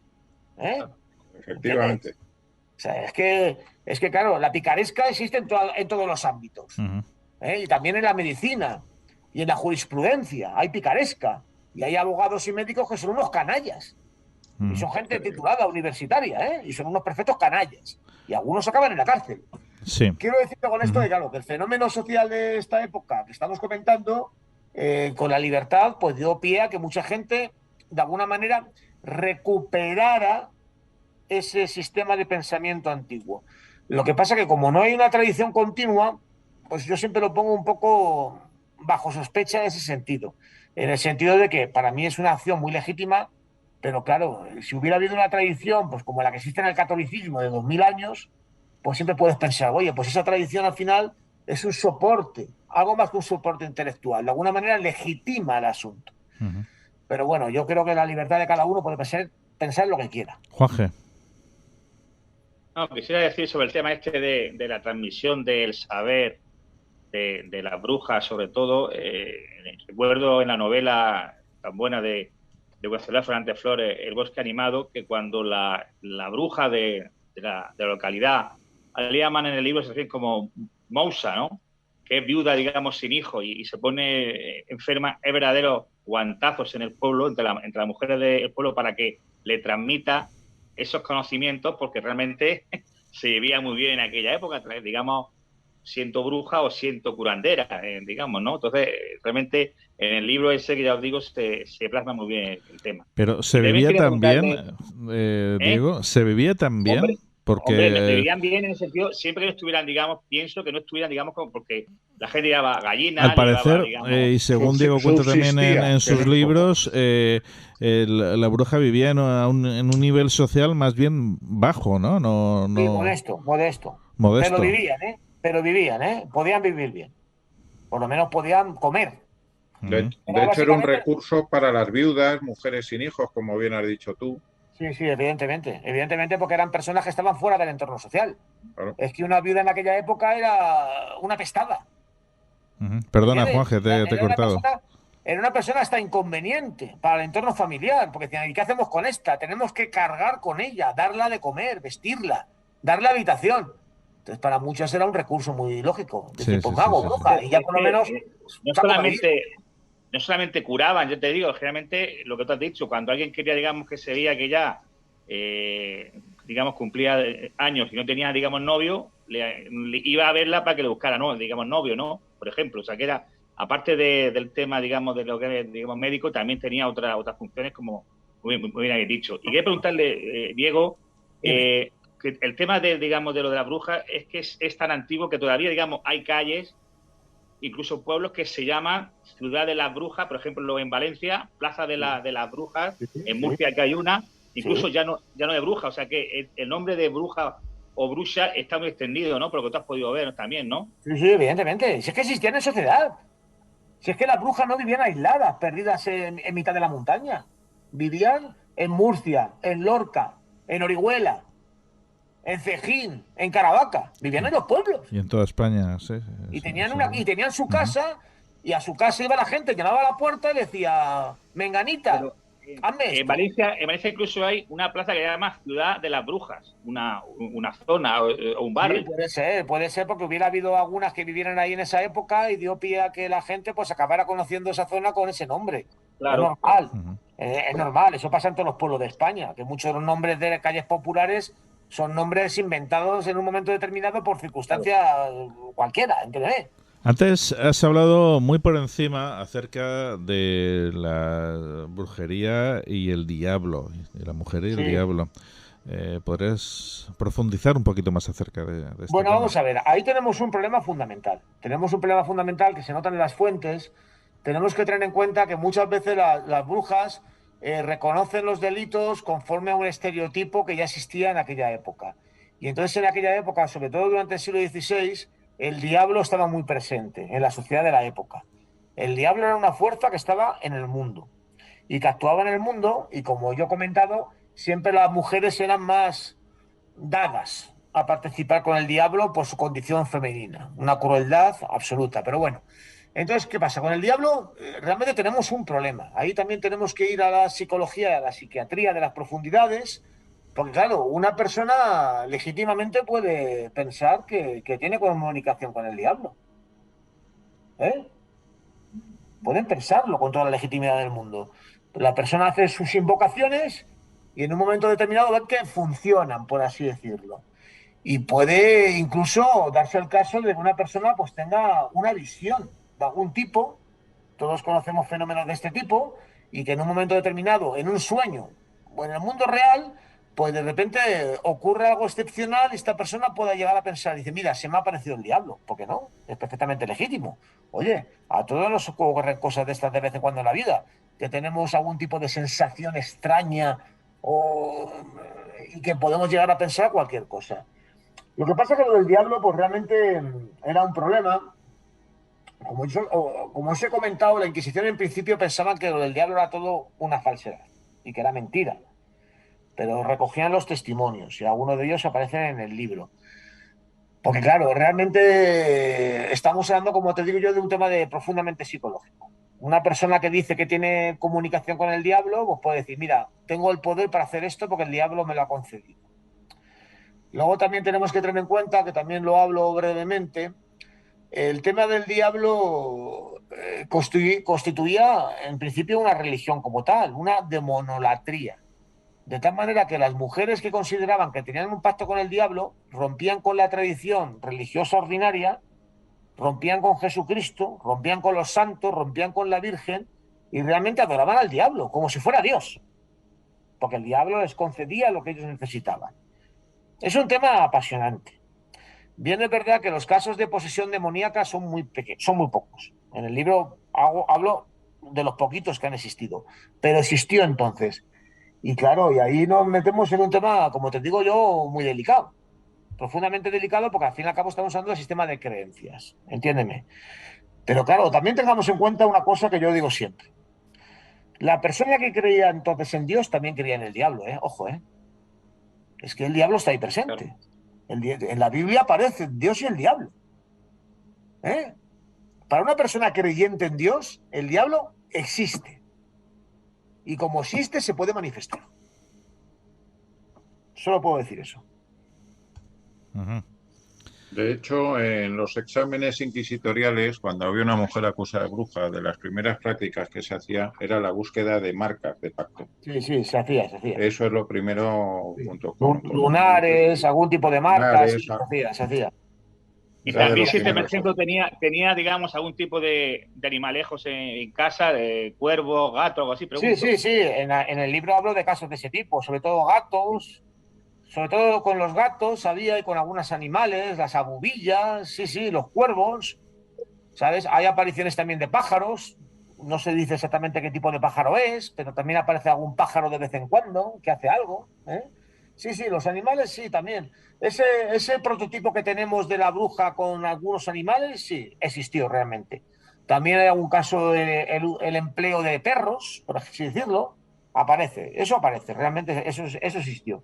Y luego también que muchas veces desarrollaba su actividad por la noche porque iba a cortar determinadas raíces de plantas que tenían un efecto distinto según la fase lunar y si era ciclo diurno, ciclo nocturno. Pues claro, para eso también impactaba mucho, ver una persona de noche. Sí, por ejemplo, en el libro te cuento, sobre todo en los hechizos de amor, que se hacían muchas oraciones e invocaciones a la estrella Venus. Sí, efectivamente. Por la noche. Para los hechizos de amor le dedicas un capítulo entero. Bueno, hijo, es que realmente lo del tema del amor era lo que más se pedía. Claro. Lo que más se pedía era el amor. Pedir novio o pedir novia. Era algo muy común, era algo muy corriente. Por eso hago un capítulo entero, claro, porque es que básicamente era lo que más. Eran básicamente el oficio principal de la bruja, aunque nos parezca mentira. Los hechizos de amor. Y sí, y hago ahí mención a algún tipo de ritual nocturno que se llegó a hacer, evidentemente. Con lo cual, el prototipo también de la bruja y la nocturnidad también existía. ¿Cómo se hacen los hechizos? ¿Qué se usa? ¿Qué materiales se usa? De todo. Se usaba de todo. Se usa de todo, si ves en el libro. Hay algunos hechizos que se usaba la sangre menstrual. Fíjate. Otros se usaban pelos de las personas, sobre todo pelos de las partes públicas, si se podían conseguir. Luego también se usaba mucho la ropa. Una camisa o unas enaguas que hubiera llevado el hombre o la mujer. Que yo no sé cómo la conseguían. Claro, pues imagínate. Tenías que ir a casa del paisano y quitarle una camisa. Y llevarle la camisa a la bruja, que la bruja con la camisa hiciera sus apaños. Pero bueno, también se usaba eso. Y luego también se usan muchas cosas bastante corrientes, entiéndeme. Por ejemplo, cuando hablamos de otro hechizo muy típico de la zona, como es el tema de las habas, cuando se usaban las habas para adivinar el futuro, pues se usaban, fíjate, las habas se echaban en una especie como de mantel, donde había un trozo de yeso, un trozo de carbón, un trozo de pan, cosas muy corrientes. Y luego también había otros temas, a lo mejor, más singulares, donde se podía usar, a lo mejor, fíjate, el cadáver de un gato, que tenía que morir en determinadas circunstancias. O sea que al final se usaba un poco de todo, pero sobre todo, fíjate, se usaban sobre todo por una cuestión que los especialistas llaman de magia simpática. Algo que hubiera estado en contacto con la persona en cuestión. Su ropa, sus pelos, o la sangre menstrual, fíjate. Para conseguir novio había que echarle unas gotitas de sangre menstrual en una copa de vino al tío. Y el tío se tomaba la copa de vino con un poquito de sangre menstrual y se enamoraba de la mujer. Joder, Bueno, pues era lo que se hacía entonces, ¿entiendes? Y luego, por ejemplo, fíjate, En Alcantarilla todavía algunas madres se lo recomiendan a las hijas, ¿eh? Que se sigue usando muchísimo en brujería moderna, Sí, y especialmente pues ha vuelto mucho de Sudamérica, lo llaman agua de calzón. Pues No mira, es el término que utilizan. pues aquí se usaba en España en el siglo XVI, la sangre menstrual y los pelos. Es que, curiosamente, los rituales y los elementos mágicos no han cambiado. que se siguen usando son los mismos desde la antigüedad. Sí. Exactamente los mismos. Por ejemplo, tenemos también algún caso de que es próximo al vudú, del uso de figuritas de cera donde se le clavaban alfileres. Claro. O, por ejemplo, hay un tema muy curioso, que os voy a comentar solo como curiosidad, que hago referencia en el libro, creo que a 2 casos, de 2 personas que fueron condenados por brujo, 2 hombres, ¿y sabéis lo que eran? Zahoríes. Claro. Que buscaban agua con una bala de avellano. Y fueron procesados como si fueran brujos, por buscar agua, por buscar pozos. Aquí está genial, me vaya a permitir que haga alusión al padre José María Pilón, porque aquí en Murcia, en Aldama, tenemos el llamado pozo. Yo le conocí personalmente hace muchos años. Sí, yo tuve el gusto además de traerlo aquí a Murcia y compartir con él y formar parte del grupo que él formaba de radiestesia. Él tiene aquí en Murcia el Pozo Pilón, un pozo que todavía sigue dando agua en abundancia y es denominado con su nombre, el Pozo Pilón, en nombre de él, y fue él el que determinó dónde iba a estar el pozo y la profundidad del caudal que iba a poder dar ese pozo. Pues fíjate, pues qué maravilla. Es decir, y estamos hablando de una persona que era jesuita y que, bueno, y utilizaba, en este caso, no le gustaba mucho el término de zahorí, prefería el de la radiestesista, pero al final el concepto es el mismo, Diego. Al final es esa capacidad de sentir dónde está el agua y poder ir a detectarla. Imagino que habrás recopilado para el libro multitud de historias de algunas de estas brujas. ¿Cuál es la que más te ha llamado la atención, la que más te ha sorprendido? Bueno, ya no solamente, te lo voy a poner más complicado, no solamente de los libros que has escrito aquí en España, para Murcia en concreto, sino de todos los libros que las investigaciones que estás realizando en toda España. Bueno, joder, me pones en un aprieto, porque te voy a hablar de un caso en Galicia, sobre el que trabajé bastante bien, de una mujer que se llamaba Beatriz Fernández. Esta Beatriz Fernández hace una declaración de un aquelarre, que es un fenómeno muy singular. Y el aquelarre era impresionante, con la descripción de la fiesta que hacían, con la presencia del diablo como macho cabrío, de todo el tema sexual, de la fiesta que organizaban. Es un detalle muy interesante. Que algún detalle he encontrado en Murcia, al cabo mínima referencia, porque tampoco se le prestó entonces muchísima atención a este fenómeno. Y luego del tema de Murcia, pues hombre, la verdad es que las mujeres murcianas son mujeres muy interesantes, pero como hemos visto y yo insisto, eran personas bastante normales, eran personas muy legitimadas en la sociedad de la época y que realizaban su trabajo con cierta libertad. De vez en cuando acababan deteniendo alguna, la pobre, pero bueno, entiéndeme lo que te quiero decir. Y entonces yo, pues realmente no te puedo decir un caso específico, son todos detalles muy interesantes. Y ahí lo que hay que hacer es irlo mirando y a cualquier persona le puede llamar la atención un punto determinado, ¿entiendes? Y yo prefiero no decir ningún nombre, que cada uno lo descubra. A lo que estabas comentando, sí me gustaría aportar que estas personas, sobre todo aquí en la zona de Murcia, formaban parte e integrándose en su propia comunidad. Me refiero a cumplían los ritos religiosos, es decir, esto de poner que la bruja era antirreligiosa, cuidado, no podemos tacharlo. Hay casos que sí, porque son personas que ejercían su libre pensamiento, pero hay casos que no le importaba mantener los ritos y sobre todo a determinados santos, podríamos decir. Es que realmente en el libro hablo mucho de determinados santos y determinadas figuras a las que se hace una referencia continua.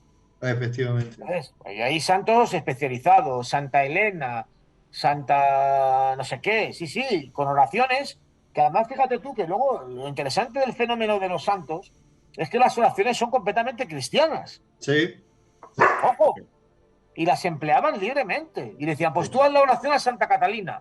tú haz la oración a Santa Elena, tú haz la oración a Santa... Oye, perfectamente legítimo, entiéndeme lo que te quiero decir. Claro. Realmente, es que eso también... Entonces, claro, tú imagínate que le tienen a una mujer y dice, ¿y usted qué hacía? Y digo, no, pues yo le digo que recen el rosario y una oración a Santa Elena. Claro. Y digo, ¿y se puede enjuiciar a una persona porque diga eso? Y lo hacían. Lo hacían, pero porque se convertían en un, entre comillas, un intermediario no autorizado. Sí, Ese evidentemente. era el problema. Sí, evidentemente. Ese era el problema, porque la Iglesia tenía el monopolio absoluto de la interlocución con Dios. Claro, y del poder. Y al fin y al cabo eran personas que llevaban una vida, por así decirlo, fuera de lo común. Y como os he dicho desde el principio, todo lo que estaba fuera de lo común era susceptible de ser algo raro. Y por lo tanto perseguible. ¿Entiendes? Pues vamos a ir ya, amigos, concluyendo.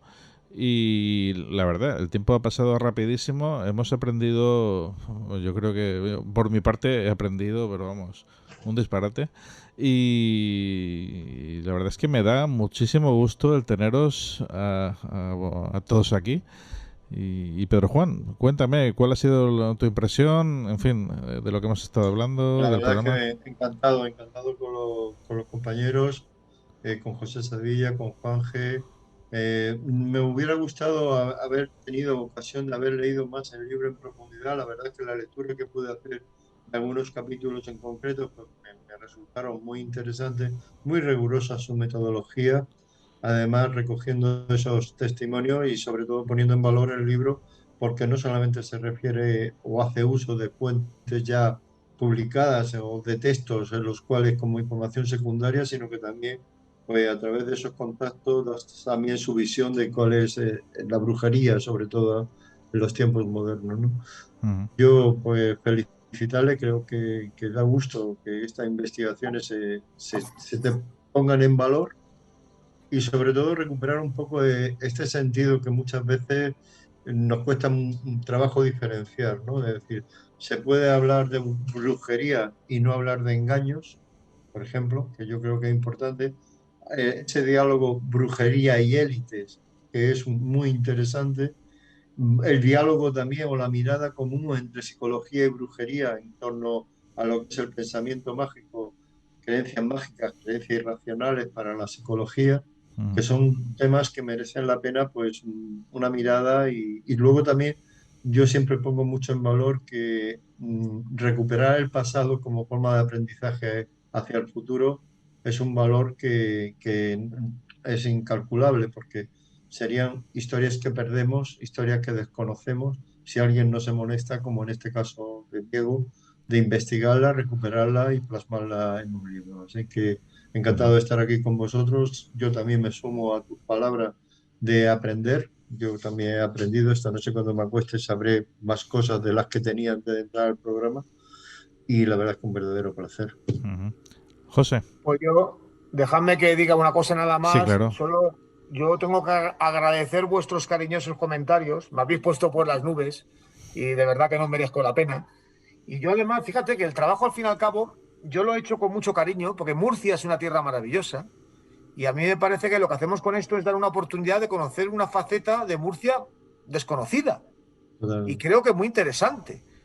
Y hablar de un fenómeno universal y que Murcia ha tenido su manifestación y que la gente puede llegar a pensar y dice, oye, pues mira, por lo menos estábamos en el mundo y hacíamos estas cosas como se hacían en otras partes, que es un poco yo el interés que tengo en todo esto. Y nada más que así, y decir a la gente que lo lean con calma, que es un trabajo científico, ojo, Sí, es un trabajo científico, donde yo intento hacer aportaciones científicas para que luego cada persona pueda llegar a sus propias conclusiones. Porque en el libro no hay ninguna conclusión, ni a favor ni en contra de la brujería, sino solo la descripción de un fenómeno. Y en este caso, Murcia, que es una tierra maravillosa, y a mí se me ha dado la oportunidad de hacerlo, y yo estoy encantado, y desde luego quedo a vuestra entera disposición para cualquier cosa que pudiera hacer falta. Muchísimas gracias. Y deciros de verdad que agradezco los cumplidos cariñosos que me habéis hecho y que no merezco, de verdad. El libro Muchas se gracias. puede adquirir a través de las ediciones Matrioska, ¿no? Sí, lo que yo no sé, la distribución, eso ya lo miras en internet y creo Sí. que ya se distribuye perfectamente, que cualquier persona puede comprarlo libremente desde casa sin necesidad de, o si no, pues ir a la librería de barrio y pedirlo. Efectivamente, se puede pedir a través de las librerías también. José.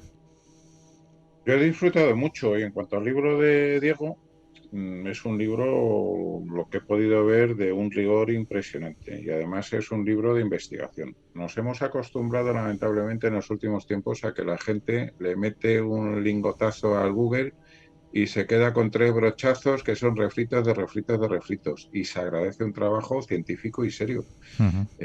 Porque la verdad, y como bien ha dicho también Pedro, estamos en una fase en la sociedad y concretamente en la sociedad española de borrar el pasado y olvidarnos de todo lo que hemos sido y de todo lo que ha pasado por aquí. Y si olvidamos nuestro pasado, nuestro presente será complicado, pero nuestro futuro muchísimo más. Entonces, repasar lo que ha sido desde un punto de vista riguroso, sin juicios de valor, que cada uno tome sus propias conclusiones, es un esfuerzo importante, pero que para que el lector se pueda convertir en un ciudadano con criterio es absolutamente imprescindible. Juanje.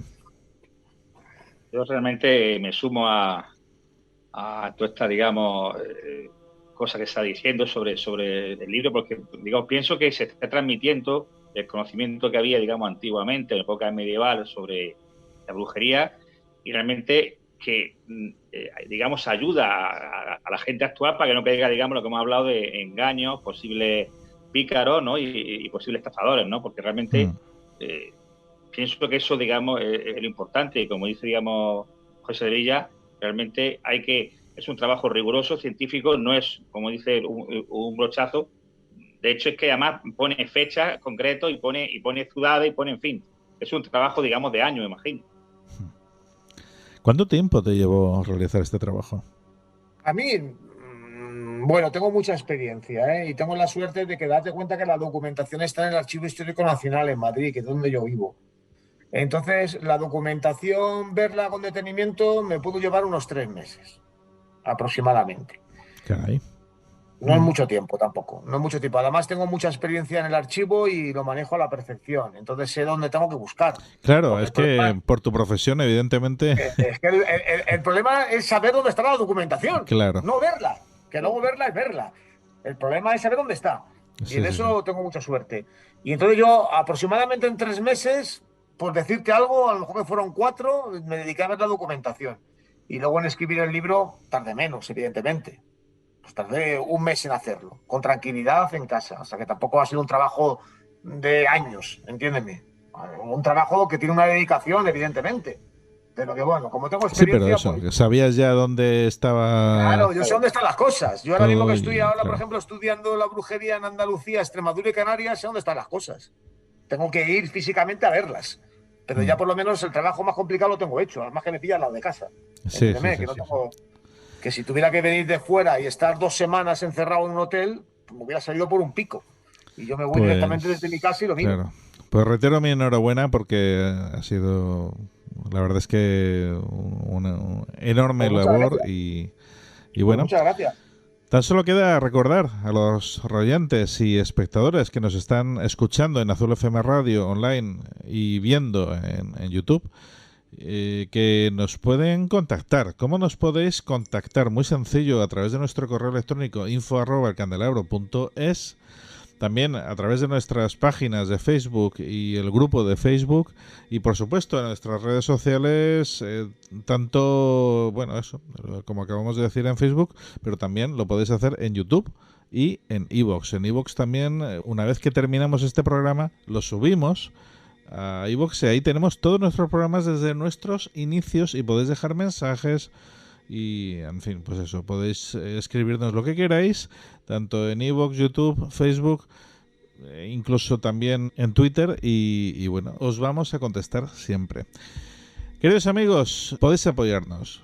¿Cómo podéis apoyarnos? Le dais a like a YouTube, iVoox, también nos podéis seguir y, por supuesto, os hacéis miembro de la comunidad fan del Candelabro en iVoox. ¿Y eso cómo se hace? Atentos. Hazte fan del Candelabro en iVoox. Comienza con extras de nuestros programas, sorteo de libros y otros regalos. En iVoox verás una pestaña azul que pone apoyar y haciendo clic aquí podrás apoyar nuestra labor divulgativa con un coste mensual de 1,49 € al mes. Hazte fan del Candelabro en iVoox ya mismo. Queridos amigos, muchísimas gracias, lo dicho. Reitero nuevamente esta felicitación por el libro y en fin por el programa que hemos tenido esta noche. Gracias Pedro, Juan, por tu aportación también que ha sido enorme a este programa y por supuesto nuestros queridos compañeros José Sevilla y Juan G. Caparrós y Diego Valor. Un grandísimo abrazo. Lo dicho, nos volvemos a encontrar el próximo viernes aquí en la madrugada del viernes al sábado. Y bueno, pues eso, en Azul FM Radio, en YouTube y en iVoox. Hasta pronto.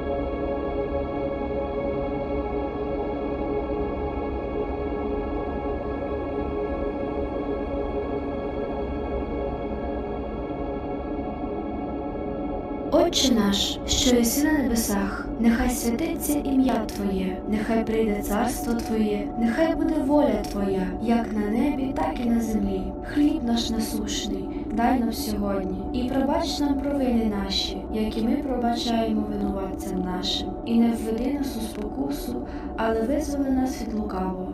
Бо Твоє царство, і сила, і слава Отця, і Сина Святого Духа, нині і повсякчас, і на віки віків. Амінь.